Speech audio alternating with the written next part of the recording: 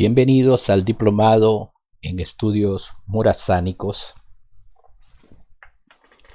patrocinado por la Secretaría de Educación del Gobierno de la República de Honduras, acreditado por la Universidad de Agricultura UNAC. Abordaremos el tema de las independencias de Centroamérica enfocado en tres hitos históricos que son la independencia del Imperio Español, la independencia del primer imperio mexicano de Agustín de Iturbide y la independencia absoluta de Centroamérica. Hablaremos de algunos antecedentes relacionados que conformaron el periodo y se hará referencia al quehacer de nuestro héroe José Francisco Morazán Quesada durante el desarrollo de los eventos de las independencias.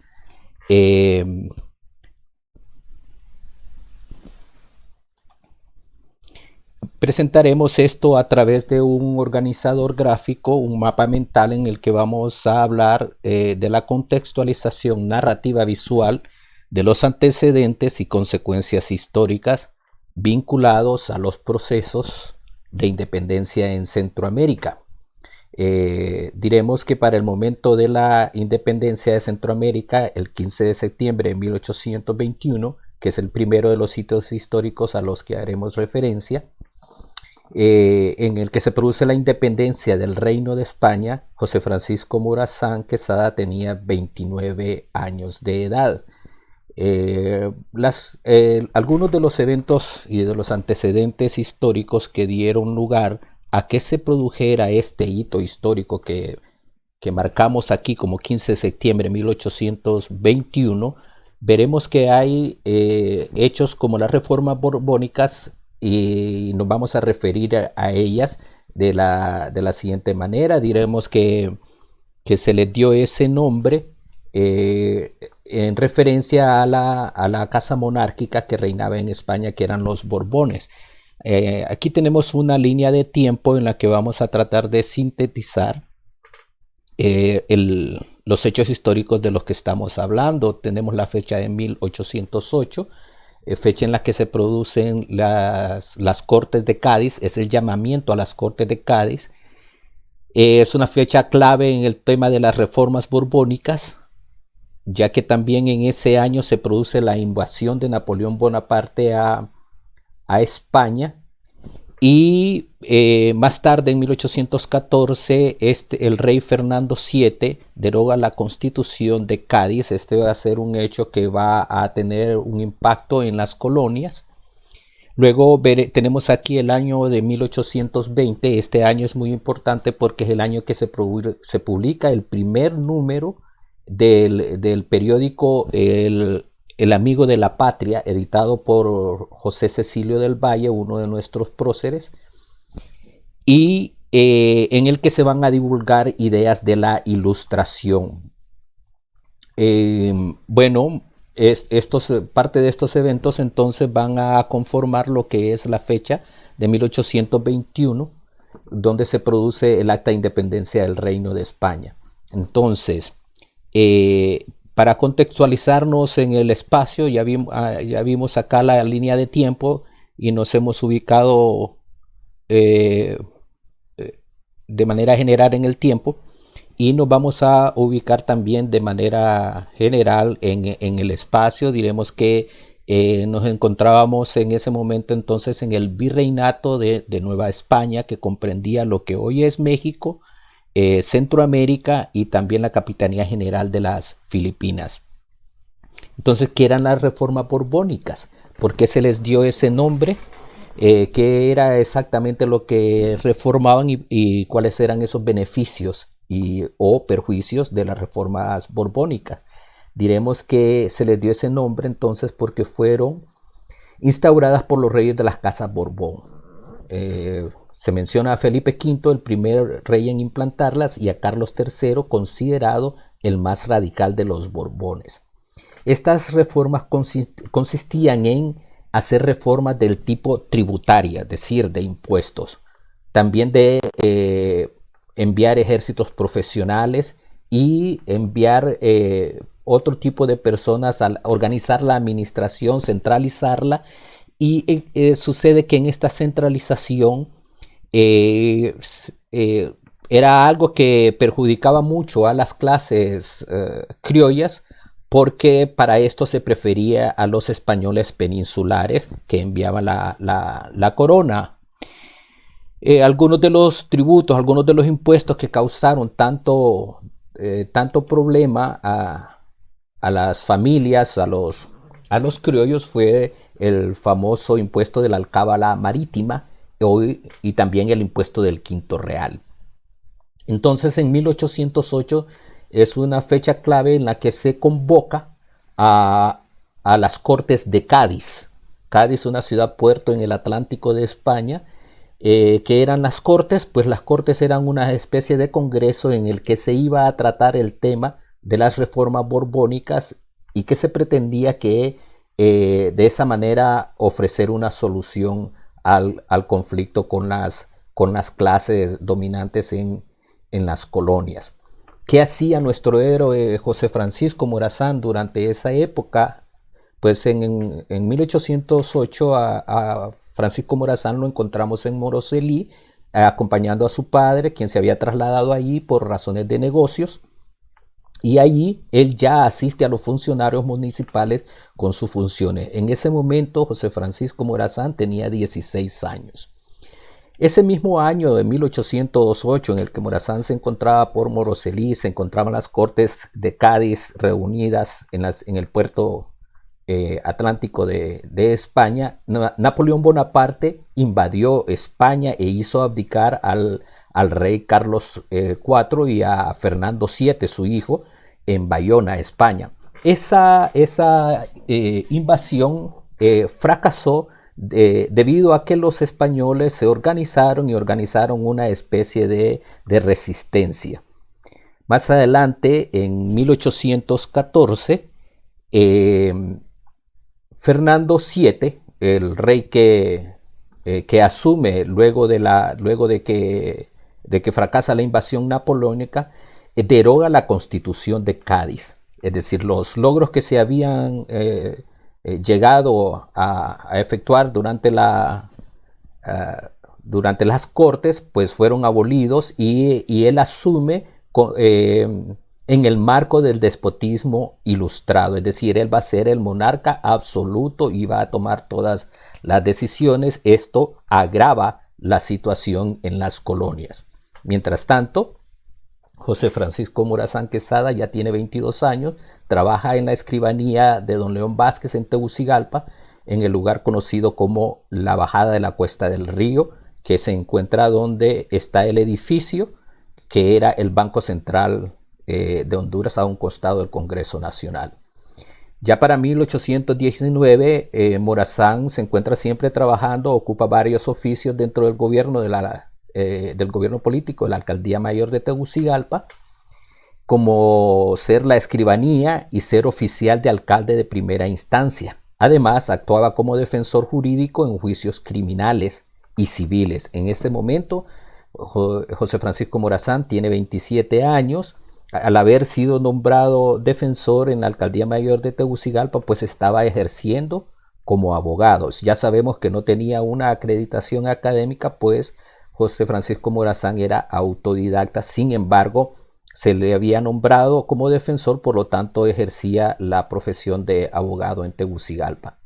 Para 1820 voy a mostrar aquí algunos señores que son muy importantes en este periodo histórico. Aquí se encuentra Napoleón Bonaparte, uno de los retratos más comunes de él, con el señor Carlos IV, que era el rey de España, y su hijo Fernando VII, a quienes José Napoleón Bonaparte los hizo abdicar, los hizo renunciar. Tenemos aquí al famoso Carlos III, que era considerado el más radical de los reyes borbones. Si lo vemos en la imagen que aparece aquí, está portando un fusil de cacería, un fusil grande, un símbolo muy importante. También tiene por acá otra arma que se trata de un espadín.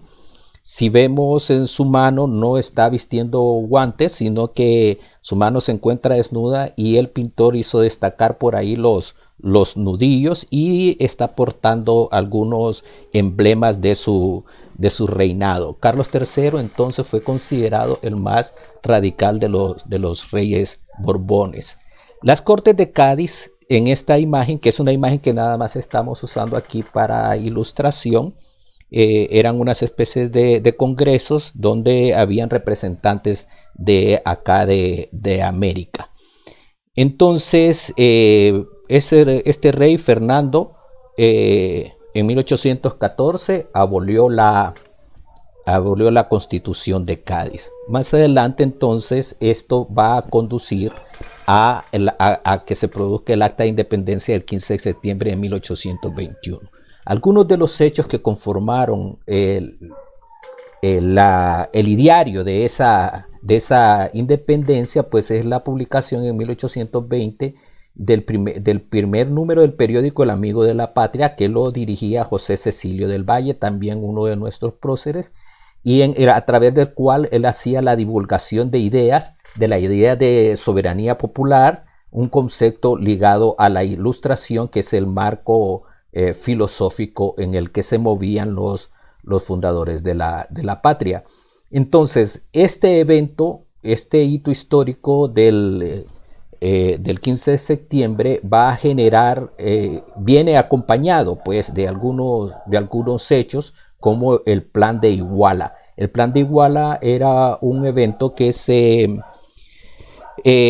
produjo en México.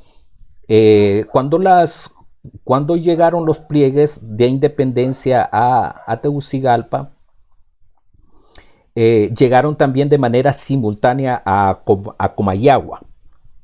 En Tegucigalpa se produjo la firma de los pliegos de independencia, se creó un acta también de la ciudad de Tegucigalpa y que fue firmada por Dionisio de Herrera, por José Francisco Morazán Quesada, por Eusebio Morazán, el padre de José Francisco, y también por el último alcalde español de la ciudad de Tegucigalpa, que era Narciso Mayol. Para este momento Morazán tenía 29 años y en este acto de firma del Acta de Independencia se fija el posicionamiento de Morazán a favor de la independencia absoluta. También Dionisio de Herrera, Eusebio Morazán y, como dije, Narciso Mayol. Por otro lado, en Comayagua, declara la independencia, pero Comayagua pone una condición, y es que Centroamérica se apegue al Plan de Iguala, que era la propuesta de Agustín de Iturbide de México. ¿En qué consistía el Plan de Iguala? Pues el Plan de Iguala garantizaba la independencia de los territorios de la Nueva España y la continua supremacía de la Iglesia Católica. Volvemos y decimos que el posicionamiento de Francisco Morazán de Herrera era a favor de la independencia absoluta. Entonces, en torno a ese hito histórico del Acta de Independencia del 15 de septiembre, habrán varias consecuencias, varias deliberaciones. No se ha acordado todavía la forma de gobierno y es necesario entonces realizar otra convocatoria. Para el 22 de mayo de 1822, Gabino Gainza entrega el mando a Vicente Filísola. Vicente Filísola era el general mexicano que Iturbide había enviado a Centroamérica. Este señor invade Centroamérica, entra a Centroamérica y va hacia El Salvador, porque allá se habían producido unas revueltas y va a tratar de pacificarlas. Alrededor de ese mismo año de 1822, en abril, Francisco Morazán se encuentra siempre en Tegucigalpa, está trabajando, recibe una comisión de parte de la ciudad de Tegucigalpa de movilizarse a Gracias, pasando primero por el valle de Comayagua, para asegurar el traslado del rescate de plata retenida en el poblado de los Llanos de Santa Rosa. Esto que llamamos aquí rescate de plata, pues era de dinero, eran impuestos y que habían sido retenidos allí Morazán va a tratar de recuperarlos, pero es apresado en el Valle de Comayagua por las autoridades políticas de aquella jurisdicción. Ahí pasa 2 días preso en Comayagua, tenía 30 años. Como vemos, los eventos en Centroamérica se estaban desarrollando de una manera bastante rápida y no ausente de conflictos entre las clases gobernantes. Luego, en enero de 1823, el general mexicano Vicente Filísola eh, pues ya no tiene mucho que hacer por Centroamérica, porque el 19 de marzo de ese mismo año, 1823, el emperador Iturbide es depuesto en México. Sin embargo, Vicente Filísola va a tratar de jugar algunas cartas políticas y convoca a elecciones para Congreso Constituyente en Guatemala. Finalmente se instala esa Asamblea Nacional Constituyente el 24 de mayo de 1823. Y eso va a conducir a la constitución, a que el 1 de julio de 1823 se produzca la independencia absoluta de Centroamérica.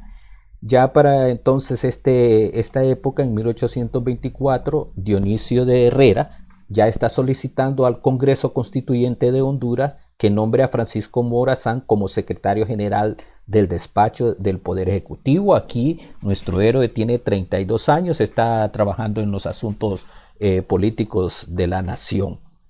Para 1825, mientras estaba en el ejercicio de la Secretaría de Estado, Morazán fue asignado a apaciguar una rebelión. Tenía 33 años. Ya para el 10 de abril de 1825 se produce la promulgación de la Constitución Federal de la República del Centro de América. Esto va a conducir, este es el tercer hito de la que conocemos como las independencias. Bueno, esto va a conducir a que el 26 de abril de 1825 se produzca la primera elección del primer presidente de la República Federal de Centroamérica. El que resulta electo es Manuel José Arce. Se considera que es una elección fraudulenta, va a generar otros conflictos. Esta elección, para ese mismo año, nuestro Francisco Morazán pues se encuentra siempre en Honduras. El 30 de diciembre de 1825 contrae matrimonio con María Josefa Lastiri. Ya para 1829, Morazán ordenó la compra de la primera imprenta que hubo en Honduras. La compró en Guatemala y estuvo el costo de 1,000 pesos. Esa compra se la hizo a un señor Santiago Machado. Esta imprenta va a ser una de las armas más temidas por los conservadores. Se la va a usar Francisco Morazán para la impresión de libros que van a servir para la instrucción pública. Estas son de las acciones que él estaba realizando acá en Honduras. Ya para el 16 de septiembre de 1830, Francisco Morazán Quesada asume la presidencia de la Federación. Él va a ser presidente de la Federación del 16 de julio de 1830 al 1 de febrero de 1839. Bueno, este tema es largo, pero queda hasta aquí. Muchas gracias por su atención.